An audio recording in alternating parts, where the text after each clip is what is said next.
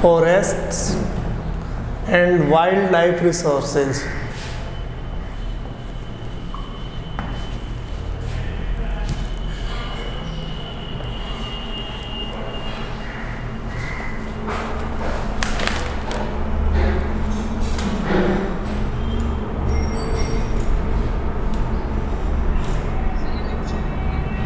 Yes, देखो next chapter में अपन बात करेंगे forest and wild life resources की। अगर अपन डेफिनेशन की बात करें, what is forest?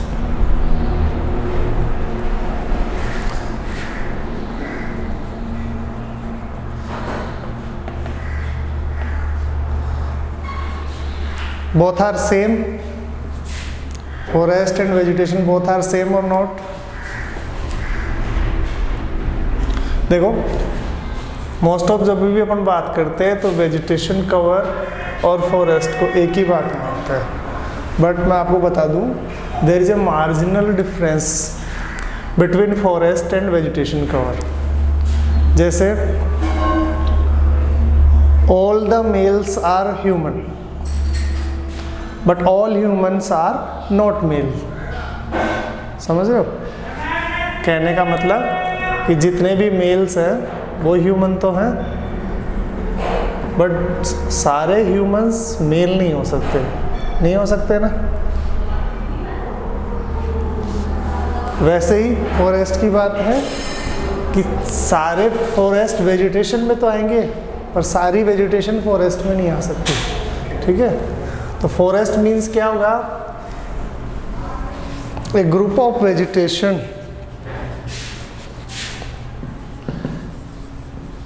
A group of vegetation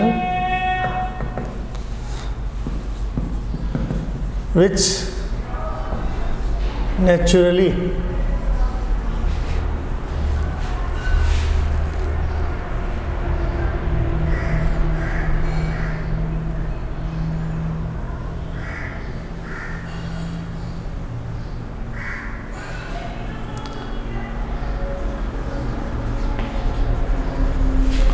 at a place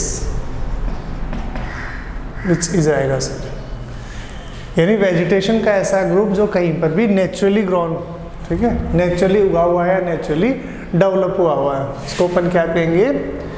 forest. ठीक है, और वेजिटेशन क्या कहेंगे? वेजिटेशन में जितने भी ट्रीज आप अपने आसपास देखते हो उन सबको भी इसमें इंक्लूड कर सकते हैं। ठीक है, तो देखो इस चैप्टर में कुछ इंपॉर्टेंट फैक्ट्स बताऊंगा मैं आपको about forest and wild lifes. इसको इंट्रोडक्शन मान सकते हो इस चैप्टर का। सबसे पहले बात करें इंटरडिपेंडेंस की। देखो जितने भी लिविंग ऑर्गेनिजम्स हैं, ठीक है, हर लिविंग ऑर्गेनिज्म किसी न किसी फॉर्म में किसी न किसी दूसरे लिविंग ऑर्गेनिज्म के लिए हेल्पफुल है। कैसे? प्लांट्स कैसे हेल्पफुल है हमारे लिए? प्लांट्स हमें ऑक्सीजन देंगे, ठीक है, प्लांट से आपको वैल्यूएबल वुड मिलेगी, प्लांट से जितने भी बात करते हैं एनिमल्स या लिविंग ऑर्गेनिज्म किसी न किसी मीडियम पर डायरेक्टली इनडायरेक्टली फूड के लिए भी उसी पर डिपेंड होंगे। ठीक है, लिविंग ऑर्गेनिजम्स में और देखो छोटे जो इंसेक्ट्स होते हैं वो क्या काम करेंगे? छोटे इंसेक्ट्स देखो कई सॉइल की फर्टिलिटी को बढ़ाएंगे,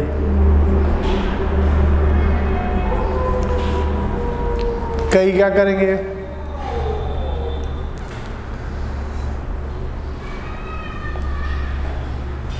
दूसरे लिविंग ऑर्गेनिजम्स का फूड होंगे।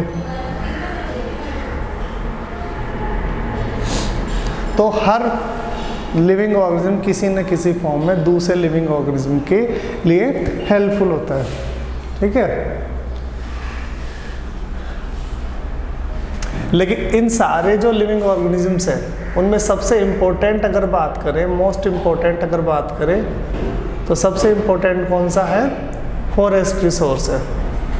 फॉरेस्ट रिसोर्स क्यों है सबसे इम्पोर्टेंट? क्योंकि फॉरेस्ट रिसोर्स क्या है? इसको अपना जो इकोलॉजिकल सिस्टम है जिसमें इसको नाम दिया गया है प्लांट्स को प्राइमरी प्रोड्यूसर्स। क्या नाम दिया गया है? Primary producers. प्रोड्यूसर क्यों कहा गया है इनको? देखो, प्लांट्स अपना फूड खुद बनाते हैं, अपना भोजन खुद बनाते हैं, ठीक है, फोटोसिंथेसिस की प्रोसेस के थ्रू खुद अपना फूड बनाते हैं। और जैसे मान लो अपन वेजिटेरियन है, ठीक है, तो डायरेक्टली प्लांट्स पे डिपेंड होंगे कि नहीं होंगे? अगर वेजिटेरियन है तो डायरेक्टली क्या होंगे अपन? प्लांट्स पे डिपेंड होंगे अपने फूड के लिए। और अगर नॉन वेजिटेरियन है तो इनडायरेक्टली होंगे। कैसे होंगे? जिन एनिमल्स को, ठीक है, फूड के रूप में यूज करोगे वो इन पे डिपेंड होंगे। किन पे? प्लांट्स पे, ठीक है। तो या तो अपन डायरेक्टली या इनडायरेक्टली जो अपनी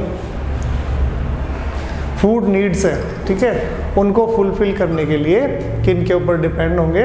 प्लांट्स के ऊपर डिपेंड होंगे, ठीक है। इसलिए plants are the most important resources.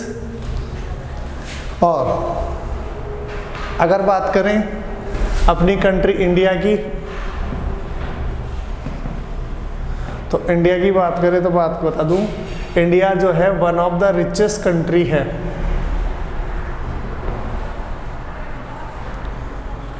किस मामले में? बायोडाइवर्सिटी के मामले में। बायोडाइवर्सिटी क्या होती है? बायोडाइवर्सिटी का मतलब होता है the variation between plants and animals at a particular place in a particular time, ठीक है। प्लांट्स, वेजिटेशन, एनिमल्स, इन सब के बीच में किसी भी पर्टिकुलर एरिया में, ठीक है, अगर वेरिएशन है, ठीक है, जो वेरिएशन है किसी भी एक पर्टिकुलर टाइम में, उस वेरिएशन को क्या कहेंगे? बायोडाइवर्सिटी। समझ में आया? जैसे एग्जांपल दूं मैं आपको, डेजर्ट की बात करूं और एक बात करूं एवरग्रीन फॉरेस्ट की, दो अलग अलग जगह बात करें। डेजर्ट में आपको क्या मिलेगा? रेयरली आपको कोई वेजिटेशन मिलेगी, यानी ज़्यादा करके आपको श्रब्स मिल जाएंगे छोटे छोटे, ठीक है। कुछ लिमिटेड आपको एनिमल्स मिल जाएंगे जैसे कैमल, ठीक है, डंकी मिल जाएंगे, गॉट, शीप, ये मिल जाएंगे, या कुछ रेप्टाइल्स मिल जाएंगे अगर वाइल्ड एनिमल्स की बात करेंगे। तो इनमें देखो ज़्यादा वेरिएशन नहीं मिला, लेकिन कभी आप एवरग्रीन फॉरेस्ट में जाओगे तो प्लांट्स की बात करोगे तो छोटे से छोटी ग्रास से लेकर बड़े से बड़े, ठीक है, सागवान जैसे ट्री भी आपको मिल जाएंगे, हर्ब्स भी मिल जाएंगी, श्रब्स भी मिल जाएंगी आपको, क्लाइंबर्स भी मिल जाएंगे आपको। बड़े बड़े जो ट्रीज हैं जिनकी मैक्सिमम हाइट 50-60 मीटर तक होती है, ठीक है, इतने बड़े पेड़ भी मिल जाएंगे। स्मॉल इंसेक्ट्स से लेकर बड़े बड़े एलिफेंट और जिराफ भी मिल जाएंगे। तो इट मीन्स क्या हुआ? ज़्यादा वेरिएशन कहाँ मिली आपको? इस एरिया में, एवरग्रीन फॉरेस्ट में, ठीक है। और वेरिएशन कम कहाँ मिली? डेजर्ट वाले एरिया में। Is that clear? तो ये जो वेरिएशन है, इस वेरिएशन को ही क्या कहा जाएगा? बायोडाइवर्सिटी, ठीक है। तो यहाँ की बायोडाइवर्सिटी और यहाँ की बायोडाइवर्सिटी दोनों में डिफरेंस हुआ। यहाँ की बायोडाइवर्सिटी रिच है और यहाँ की बायोडाइवर्सिटी इतनी रिच नहीं है। किसके कंपैरिजन में? एवरग्रीन फॉरेस्ट के कंपैरिजन में, ठीक है। तो बात करें अपनी कंट्री इंडिया की, तो इंडिया में काफ़ी डेंस फॉरेस्ट भी मिलते हैं, जैसे नॉर्थ ईस्ट, ठीक है, southern India, Andaman Nicobar islands वगैरह, यह सब आपको डेंस फॉरेस्ट मिलेंगे। और सबसे बड़ी बात, इंडिया में हर तरह की क्लाइमेट मिलेगी आपको। इधर डेजर्ट मिलेगा, इधर हिमालयन माउंटेन्स मिलेंगे, यहाँ प्लेट्यू, इधर आइलैंड्स, ठीक है, इधर रिवर प्लेन। तो अलग अलग लैंड फॉर्म होने की वजह से यहाँ का जो क्लाइमेटिक कंडीशन है वो भी अलग।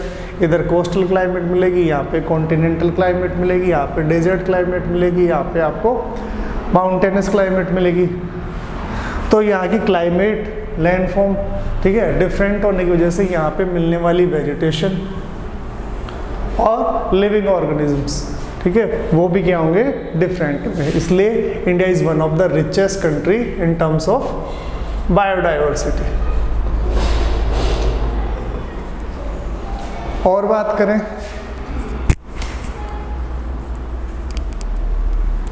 लेकिन आज का जो मॉडर्न टाइम है जिसमें हम ओवर एक्सप्लॉयटेशन कर चुके हैं रिसोर्सेज का ओवर एक्सप्लॉयटेशन कर चुके हैं हम, उसकी वजह से क्या हुआ है इंडिया में, देखो 10% तो फ्लोरा मतलब समझते हो, वेजिटेशन, और 20% फौना मतलब एनिमल्स। इन दोनों को क्या है, डेंजर है। यानी कहने का मतलब इंडिया की 10% वेजिटेशन और 20% जो एनिमल्स है वो खतरे में है। इट मीन्स वो या तो खत्म हो सकता है, एक्सटिंक्ट हो सकता है, या फिर इंडेंजर्ड है, यानी खतरे में है, ठीक है। ये सब किस वजह से है, ये सब मोस्ट ऑफ ह्यूमन एक्टिविटीज़ की वजह से है। इसके अलावा अगर अपन बात करें तो कुछ राहत देने वाली बातें भी हैं ओवरऑल। अगर बात करें तो इंडिया का 2015 की अगर अपन बात करें तो 79.42 मिलियन हेक्टेयर एरिया,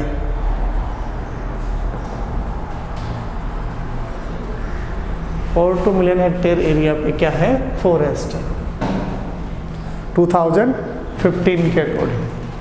और इंडिया के टोटल लैंड पार्ट की बात करें तो उसके 24.16% पार्ट पे क्या है, इंडिया में फॉरेस्ट है। अगर पिछले 10 सालों से इसको कंपेयर करें तो पता चलेगा कि वो 19.2 से बढ़कर ये कवर कितने पे पहुंचा है, 24.16 पे। वैसे ये वेजिटेशन कवर है, फॉरेस्ट कवर 21 पॉइंट कुछ, वो भी 2% बढ़ा है, ठीक है। अब इस 24% में क्या है, देखो दो पार्ट्स में बांट सकते हो इस 24% को, 3 पार्ट्स में।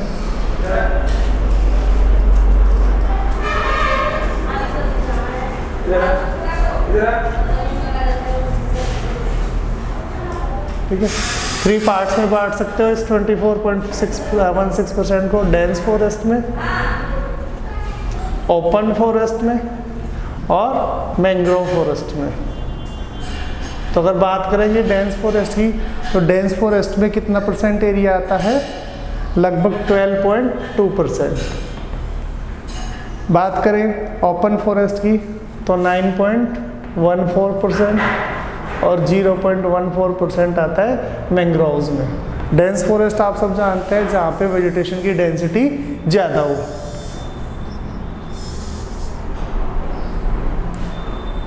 ओपन फॉरेस्ट मतलब जहाँ पे वेजिटेशन की डेंसिटी कम हो, जैसे अपने लोकली फॉरेस्ट होते हैं उन सबको इसमें इंक्लूड करेंगे।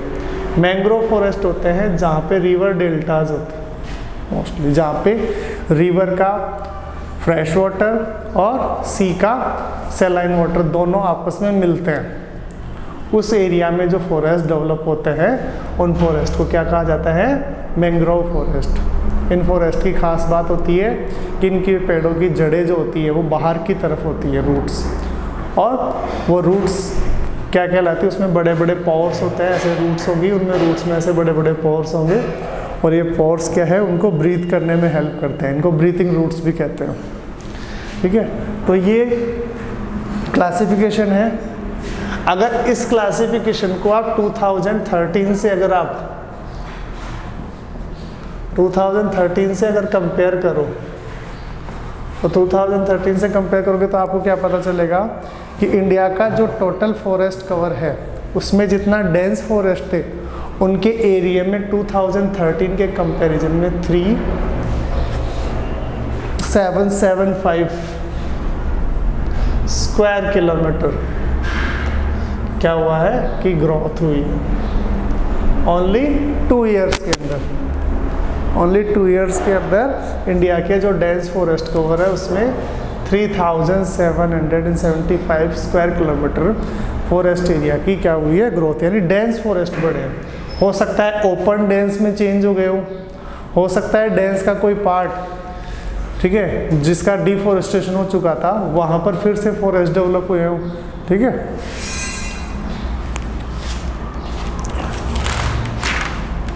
ये तो देखो फॉरेस्ट का क्या था, फॉरेस्ट के बारे में, इंडियन फॉरेस्ट, फ्लोरा, फौना दोनों के बारे में कुछ फैक्ट्स थे जो आपकी बुक में दे रखे थे, उनके बारे में डिस्कस किया अपन ने। अब बात करेंगे स्पीसीज की, नेचुरल जो स्पीसीज, स्पीसीज समझते हो, स्पीसी किसको कहेंगे, ठीक है। जैसे मैं कहूँ कि काऊ, तो काऊ अपने आप में स्पीसीज है या नहीं है?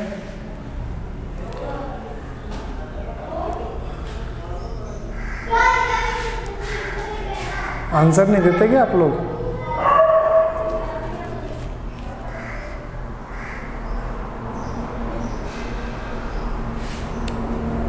विशेष,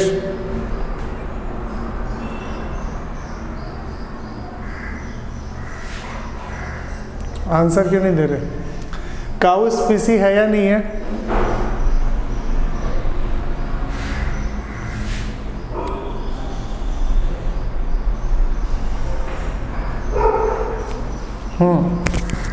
काऊ स्पीसी है या नहीं है अपने आप में, ये बताओ मेरे को।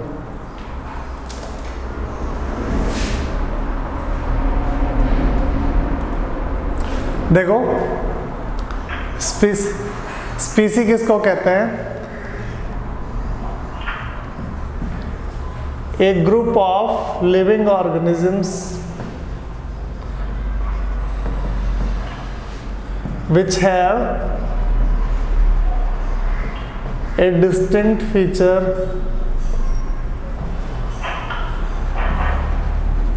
from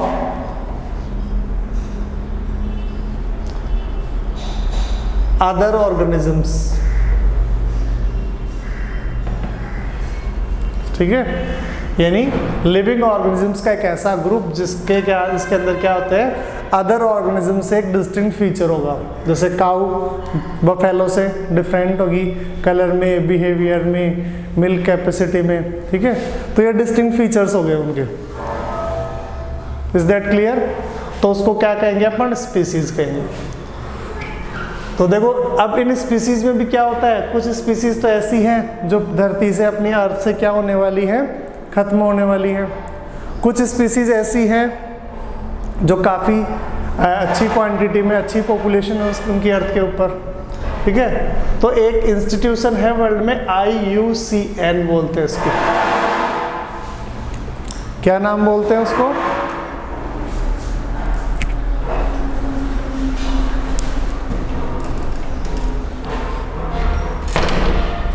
क्या नाम है इस इंस्टीट्यूशन का? IUCN। IUCN की फुल फॉर्म अगर मैं आपसे पूछूं तो क्या बताएंगे फुल फॉर्म इसकी आप? इसकी फुल फॉर्म है international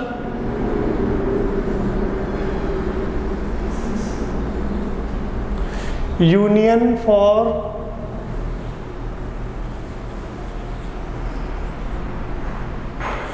conservation of nature and natural resources. थोड़ा सा बड़ा है इसका नाम। I for international, U for union, C for conservation, N for nature and natural resources. तो IUCN का फुल फॉर्म क्या हुआ? International union for conservation of nature and natural resources.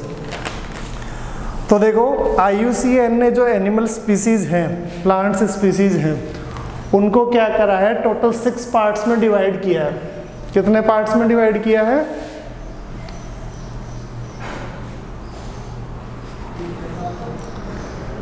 6 parts में इसको क्या किया है, डिवाइड किया है। 6 पार्ट्स में देखिए, देखो सबसे पहला नॉर्मल स्पीसीज, सबसे पहला पार्ट, सबसे पहला क्लासिफिकेशन कौन सा है? Normal species. ठीक है, तो नॉर्मल स्पीसीज में वो स्पीसीज आएंगी, वो एनिमल्स और वो वेजिटेशन ग्रुप आएगा जिनकी जो नंबर है, जिनकी पॉपुलेशन है वो नॉर्मल नंबर में है। ठीक है, यानी कहने का मतलब उनकी पॉपुलेशन सफिशिएंट क्वांटिटी के अंदर अर्थ के ऊपर है। ठीक है, चाहे वो प्लांट्स हो चाहे वो एनिमल्स हो। ठीक है, यानी उनको अभी तक किसी प्रकार का कोई डेंजर नहीं है। तो ऐसी स्पीसीज को क्या कहेंगे अपन? Normal species. जैसे काऊ की बात करें, जो अपने कैटल्स जितने भी हैं, कैटल सारे अपन लोग रियर करते हैं, तो अपने पास कैटल्स की कोई कमी है क्या? अभी कोई कमी नहीं है। काऊ, बफेलो, कैमल, गोट, शीप, ठीक है, सब सफिशिएंट क्वांटिटी में अवेलेबल है। इसके अलावा इंडियन फॉरेस्ट में साल ट्री सफिशिएंट क्वांटिटी में अवेलेबल है अभी भी। ठीक है, तो ये सब के हम कौन सी स्पीसीज हो गई? नॉर्मल, यानी इनको किसी प्रकार का अभी कोई थ्रेट नहीं है, प्रेजेंट में अभी कोई थ्रेट इनको नहीं है। ठीक है, कोई खतरा नहीं है। द नेक्स्ट इज देखो इंडेंजर्ड। Endangered species. ठीक है, अब इंडेंजर्ड से ही मतलब आ गया, इस वर्ड से पता पड़ गया जो खतरे में हो, जिनको कोई डेंजर हो। ठीक है, तो इसमें कौन सी स्पीसीज आएंगी? इनमें वो स्पीसीज आएंगी जिनको क्या है? डेंजर है, खतरा है। किसका? एक्सटिंक्ट होने का, मीन्स खत्म होने का। यानी वो उनकी नंबर्स इतनी कम हो चुकी है अर्थ के ऊपर से कि वो उस स्टेज पर पहुंच गई। अगर वो कंडीशन, जिन कंडीशन की वजह से इनकी नंबर्स कम हुई, अगर वो नेगेटिव कंडीशन अगर कंटिन्यू रही, अगर ये नेगेटिव कंडीशंस क्या रही? कंटिन्यू चलती रही, तो क्या हो जाएंगे? ये एक दिन एक्सटिंक्ट हो जाएंगे, यानी खत्म हो जाएंगी ये स्पीसीज। समझ में आया?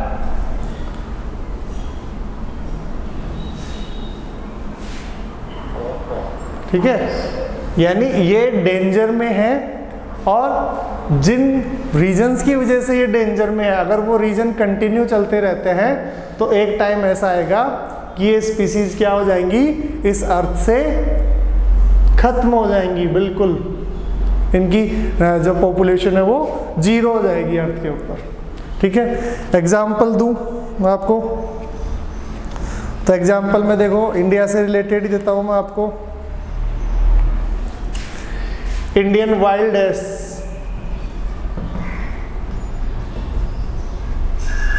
जंगली गधा। ठीक है, इंडियन राइनो,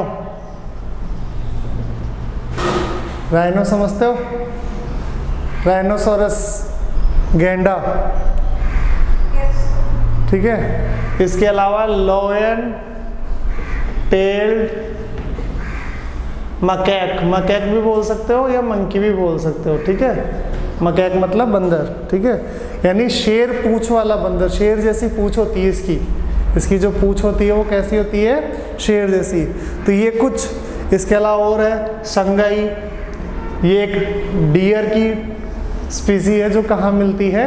मणिपुर में मिलती है। तो ये खतरे में, इनकी जो नंबर्स है वो क्या होती जा रही है? कंटिन्यू कम होती जा रही है। और अगर ऐसे ही चलता रहा तो एक दिन ये स्पीसीज क्या हो जाएंगी?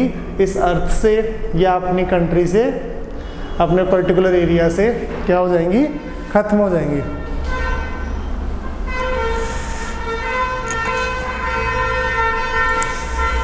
अब देखो सी दे रखा है वल्नरेबल।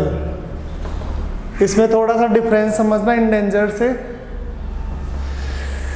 देखो ये वो स्पीसीज है जिनकी जो नंबर्स है वो धीरे धीरे कम होना शुरू हो रही है, यानी धीरे धीरे। अब पहले नहीं थी, पहले नॉर्मल स्पीसीज में आती थी ये, लेकिन अब क्या होने लग गया? इनकी नंबर कम होना शुरू हो गई।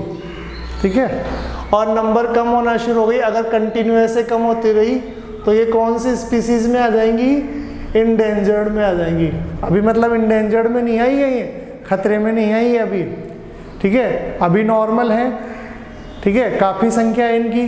बट अगर कंटिन्यू ऐसे ही चलता रहा तो एक टाइम ही आएगा तब ये भी किस में आ जाएंगी, इंडेंजर्ड में, और फिर कंटिन्यू रहा तो इंडेंजर्ड से फिर इस अर्थ से ख़त्म हो जाएंगी, ठीक है। तो अभी इनकी नंबर नॉर्मल है, बट क्या प्रॉब्लम हो रही है कि इनकी नंबर अब धीरे धीरे कम होना स्टार्ट हो गई, ठीक है। और अगर शुरू में अगर इसको कंट्रोल नहीं किया गया तो ये जो स्पीसीज है वो क्या आ जाएंगी, इंडेंजर्ड। जतिन क्या कहना चाह रहे हो? ठीक है, अगर इसको कंट्रोल नहीं किया गया तो ये किस कैटेगरी में आ जाएंगी, इंडेंजर्ड स्पीसीज की कैटेगरी में आ जाएंगी, ठीक है। जैसे एग्जाम्पल की बात करें तो ब्लू शिप, ठीक है, एशियाटिक एलिफेंट, अभी इनकी नंबर ठीक है, कम नहीं है इतनी, लेकिन अगर कंटिन्यू अगर कम होती रही तो क्या होगा, एक टाइम पे आके ये किस लिस्ट में आ जाएंगी, इंडेंजर्ड। जो इससे पहले वाली जो लिस्ट पड़ी थी उस लिस्ट में ये क्या हो जाएंगी, इंक्लूड हो जाएंगी। इसके अलावा गंगेटिक डॉल्फिन, गंगा रिवर में डॉल्फिन्स रहती हैं, ठीक है, ये सब स्पीसीज किस लिस्ट में आएंगी, इस थर्ड वाली लिस्ट में आएंगी, ठीक है। अब बात करें रेयर स्पीसीज की। अब ये जो रेयर वर्ड है ये अपने आप में ही रेयर है। The next one is rare species. अब रेयर वर्ड से क्या मतलब है, जो मुश्किल से मिलती हो, ठीक है, रेयर वर्ड का ही मतलब ये है जो मुश्किल से मिले या मुश्किल से दिखे। तो ये क्या होती है, किसी एक पर्टिकुलर एरिया पर जो है कहीं पर भी आपको क्या होंगी, रेयरली ही विजिबल होती है, ठीक है, किसी भी एरिया पे। ये जैसे मान लो कोल्ड कंडीशन में आपको स्नो लेपर्ड मिलते हैं, स्नो लेपर्ड समझते हो ना सब, ठीक है, तो स्नो लेपर्ड मिलेंगे आपको। तो अब वो स्नो लेपर्ड आपको बहुत मुश्किल से दिखते हैं, ठीक है, रेयरली अगर आपका लक अच्छा हो तो वो आपको दिख जाए, ठीक है। तो ऐसी जो स्पीसीज है उनको क्या कहा जाता है, रेयर स्पीसीज, ठीक है। लेकिन अब इनकी ये बात ध्यान में रखने लायक है, जो ऑलरेडी रेयर है, रेयर का मतलब दुनिया में कम है तभी कम दिखते हैं भाई। जो चीज़ रेयरली आपको कब दिखेगी, जो हो ही एक्चुअल में रेयर वही कम दिखेगी आपको, ठीक है। तो जो ऑलरेडी जिनकी नंबर रेयर है, अगर उनके लिए अगर कोई नेगेटिव कंडीशन क्रिएट होती है, ठीक है, कोई भी नेगेटिव कंडीशन है, जैसे मान लो आपने इंटरफेयर करने, ह्यूमन इंटरफेयर हो गया उनके हैबिटेट जो एरिया है उनके अंदर, ठीक है, ह्यूमन उनको भी क्या करने लग गया, हंटिंग करने लग गया, या फिर उनके जो फॉरेस्ट एरिया थे जिसमें वो रहते थे, ठीक है, उनको काटने लग गया, तो क्या होगा, ये भी इंडेंजर्ड हो जाएंगी। और ये तो बहुत जल्दी, थोड़ा सा भी अगर इफेक्ट पड़ेगा इनके हैबिटेट एरिया पे, ठीक है, तो बहुत जल्दी, ठीक है, बहुत स्पीड से ये इंडेंजर्ड हो जाएंगी। क्यों हो जाएंगी, क्योंकि इनकी नंबर ऑलरेडी ही क्या है, कम है, ठीक है। अब देखो the next one is endemic species. इसका एग्जांपल दूं आपको, रेयर का एग्जांपल देता हूं मैं, सॉरी, रेयर का एग्जांपल देखो, हिमालय में हिमालयन ब्राउन बियर, इसके अलावा डेजर्ट फॉक्स, इसके अलावा वाइल्ड एशियाटिक बफेलो। तो ये क्या है, रेयरली ही दिखते हैं, और अगर इनकी नंबर्स को थोड़ा सा भी थ्रेट हुआ, थोड़ा सा भी खतरा हुआ, तो ये किस में चली जाएंगी, इंडेंजर्ड लिस्ट के अंदर चली जाएंगी। The next one is endemic species. Endemic species, ठीक है। एंडेमिक वर्ड से मतलब होता है लोकल। लोकल मीन्स किसी एक पर्टिकुलर एरिया में ही ऐसी स्पीसीज जो वर्ल्ड में किसी एक पर्टिकुलर एरिया में ही आपको विजिबल होगी, दूसरे एरिया में आपको नहीं मिलेगी। जैसे एग्जांपल दो, जैसे गोडावन बर्ड है, वो आपको राजस्थान से टच में जो पाकिस्तान का एरिया है उसमें, ठीक है, थोड़ा सा पंजाब हरियाणा इस एरिया में ही आपको गोडाउन मिलेंगे, ठीक है। इसके अलावा बात करें निकोबार जो आइलैंड है, वहाँ पे एक पिजन मिलता है, सॉरी स्पेलिंग गलत लिख दी मैंने पिजन की, ठीक है। निकोबार में एक पिजन मिलता है जिसको निकोबार पिजन कहते हैं, ठीक है, हिंदी में निकोबारी कबूतर, वो सिर्फ निकोबार आइलैंड पर ही मिलता है। ऐसे ही अंडमान आइलैंड पर आपको टील बर्ड मिलेगा, तो उसको अंडमानी टील कहते हैं, जो वहीं मिलता है सिर्फ, और कहीं नहीं मिलता, ठीक है। और एक डियर की स्पीसी है मिथुन, ये आपको सिर्फ अरुणाचल प्रदेश में मिलेगा, ठीक है। तो ये क्या हो गई, वहाँ की लोकल हो गई भाई। गोडावन सिर्फ डेजर्ट वाले एरिया में मिलेगा राजस्थान में, निकोबार में निकोबारी पिजन मिलेगा, टील जो है वो अंडमान में मिलेगा, मिथुन जो है वो अरुणाचल में मिलेगा, ठीक है। तो ये क्या हो गई, उस पर्टिकुलर एरिया की लोकल स्पीसीज हो गई जो वहीं पर ही आपको मिलेंगी। अब देखो लास्ट आता है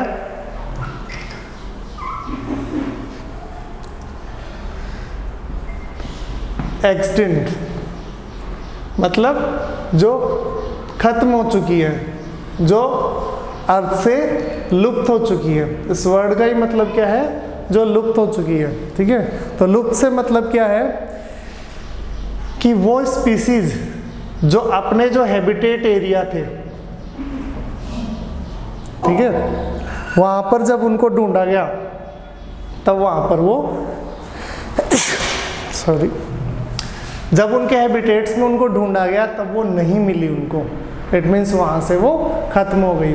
अब खत्म क्या हो सकती है, वो किसी एक एरिया से भी खत्म हो सकती है, किसी कंट्री से भी खत्म हो सकती है, किसी कॉन्टिनेंट से भी खत्म हो सकती है, और पूरे वर्ल्ड से भी खत्म हो सकते हैं, ठीक है। ज़रूरी नहीं है कि भाई पूरी दुनिया से खत्म हो तभी आप उसको इस कैटेगरी में रखो। अगर आप जैसे मान लो इंडिया के किसी एक पर्टिकुलर एरिया में कोई स्पीसीज मिलती थी, अब वहाँ पे वो नहीं मिलती, तो इंडिया से खत्म हो गई ऐसे समझो, ठीक है। इंडिया में अपन उसको इस कैटेगरी में रख देंगे, ठीक है। कॉन्टिनेंट से खत्म हो रहा है तो कॉन्टिनेंट में रख देंगे पूरे में, और पूरे वर्ल्ड से ही खत्म हो गया तो पूरे वर्ल्ड में हम उसको उस कैटेगरी में रख देंगे, ठीक है। तो यानी इसमें वो स्पीसीज आएंगी जो अब अपने हैबिटेट्स पर आपको नहीं मिलेंगी, ठीक है, जो अपने हैबिटेट्स पर जो आपने उनको ढूंढा और वहाँ से आपको वो विजिबल हुई ही नहीं, ठीक है, किसी ने नहीं देखा काफ़ी लंबे समय से, तो क्या हो गई भाई, ये अब खत्म हो गई, एक्सटिंक्ट हो गई, तो उनको क्या कहेंगे अपन, एक्सटिंक्ट स्पीसीज, ठीक है। तो ये टोटल 6 टाइप्स अपन ने आज पढ़े, और 6 टाइप्स में को किसने क्लासीफाई किया है, IUCN ने, international union for conservation of nature and natural resources, ठीक है। अब कल अपन बात करेंगे अदर फैक्ट्स की, और अदर जो फॉरेस्ट एरिया है इंडिया के उनके बारे में नेक्स्ट क्लास में स्टडी करेंगे।